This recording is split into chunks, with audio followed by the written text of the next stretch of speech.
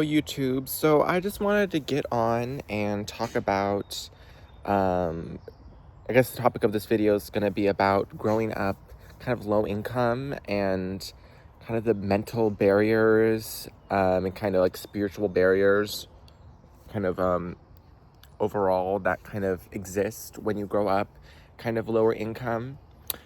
Just starting off, I did not grow up like low income in the way some people do. Like, I never missed a meal. I always had, a bed and a place to sleep and a roof over my head. But,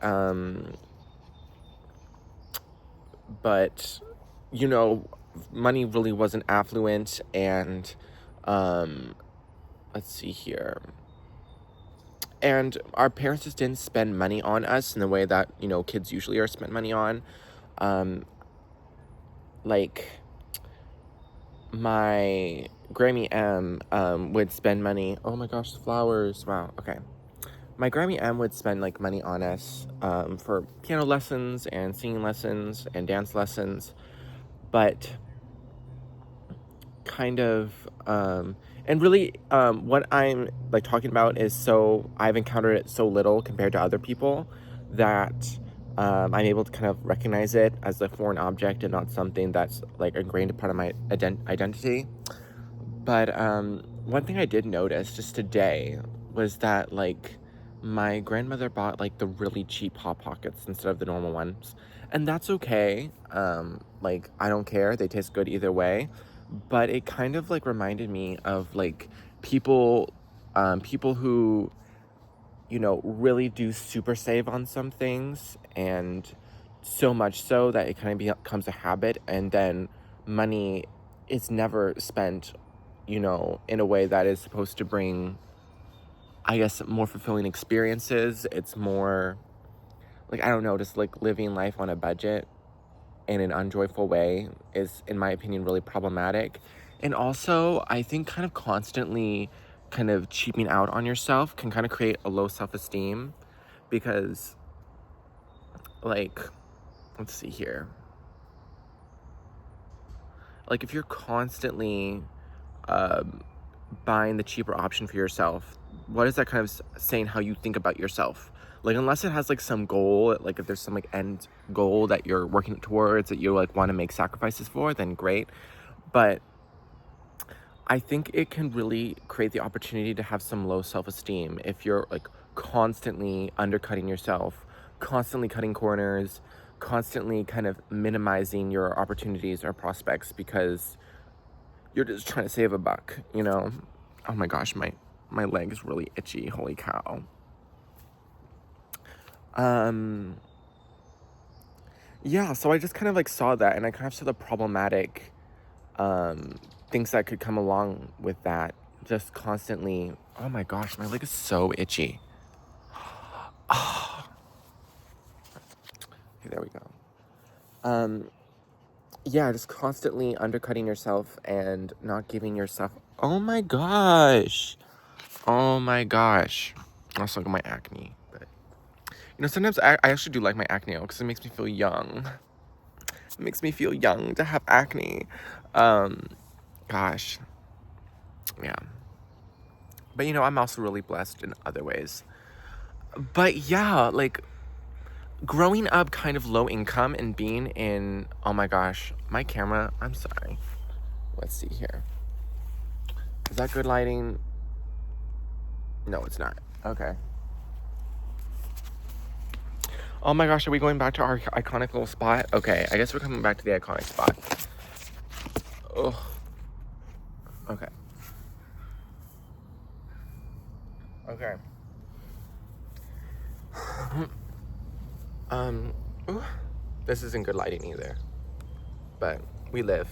We live for the lighting. Yeah, so growing up kind of in a homeschooled community where almost everyone's more rich than you, I like, looking back now, I didn't realize that there was hierarchy in that community, but there was so much hierarchy. It was so cliquey, and I realized that how people were treated was kind of ranked on their financial status. Like, I grew up in a Catholic homeschooled community, kind of homeschooled co-op group. And looking back, I realized that we were not respected in that community because my dad was poorer, broke, or I don't know. We weren't broke. I don't identify with either of those terms because we always had money. So I think we were just working class. We weren't middle class, we were working class. And there's nothing wrong with being working class, but when you're, around a ton of cliquey, horrible people, you know, who are extremely judgmental. And one thing about religious people in general, usually, who aren't like Jesus, like love, uwu, Java, whatever the hell, religious people are very judgmental and probably some of the meanest, nastiest people that are out there. Like, Jesus would not like these people. He wouldn't like them, or she wouldn't like them. God is a woman. Let's see here. Yeah, so I realized that I was like bullied in this community. Like, I was completely ignored. And exclusion is a form of bullying. Let us make that extremely clear. Exclusion is a form of bullying. And we were 100% excluded. And probably more excluded than we had to be because, oh my gosh, because my parents were incredibly insecure and antisocial. Like, my mom would not take me on play dates with any of the kids. Like, my mom would not, or dad would not, what's the word? Network with these other families. Like, they just would barely, like, these people couldn't barely get to us. And, that creates an opportunity for low self-esteem. If you're isolated and your parents don't go out of your way for you to make connections, that's going to instill some, okay, my parents are messing up. No, you're going to say, oh, I deserve to be treated like this because my parents love me and know what's best for me and are going to, do what I deserve. And if I don't deserve this, then, there must be some reason.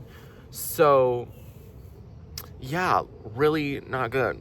Really problematic. Let's see here. Oh my gosh, I think I need to go to the bathroom and I need to get this Hot Pocket out of, oh my gosh. You wanna know what? It's here. Okay, there we go. Hi Toby. That's way too hot, so I'm just going to leave it there until it gets warm. There we go, there's good lighting.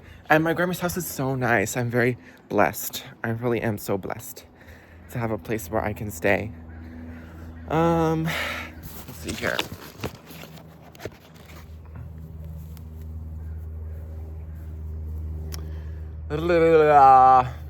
Okay. Let's see here. Yeah, so I'm kind of like, oh my gosh, I'm so insecure. Not permanently. I'm probably more secure than I've ever been in my life, and every insecurity that I do have is okay. It's okay, humans are flawed, and I'm always gonna have insecurities, and if I didn't have insecurities, I'd be like a psychopath. Like, sometimes I think about that. Like, if I didn't have, like, if I was worried about other people, I'd just be a horrible person. So it's all about managing things, it's all about, having priorities and keeping, things on lock. But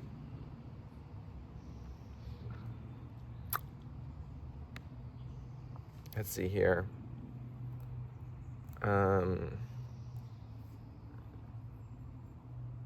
I love how I can just pause. When you're constantly calling, like, peer support lines. Oh.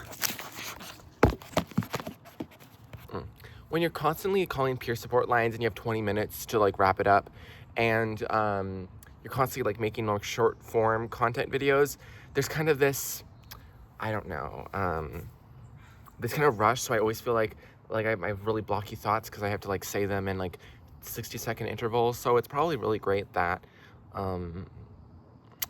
that I have the ability just to talk for long periods of time. And yeah, so what else? What am I trying to get to? I'm just kind of, the end goal is to not take those insecurities with you, to kind of know that they happened and realize that I deserve to be invested in and I deserve the nice thing. And um, kind of from a business perspective, if you're insecure and you don't, if you're constantly doubting yourself, the world's gonna doubt you too. Like, people are gonna be like, oh, you're not sure that you can do this thing? Oh, you don't think you're worthy of this good thing? Then okay, that's fine. We'll go give it to someone who does. And I don't like that. I really don't. I don't like the idea of pretty much me telling the world that I want what I don't want, or like giving the world the wrong message, and the world being like, okay, you know, um, in this life you kind of make it what you want in some ways to the best of your abilities.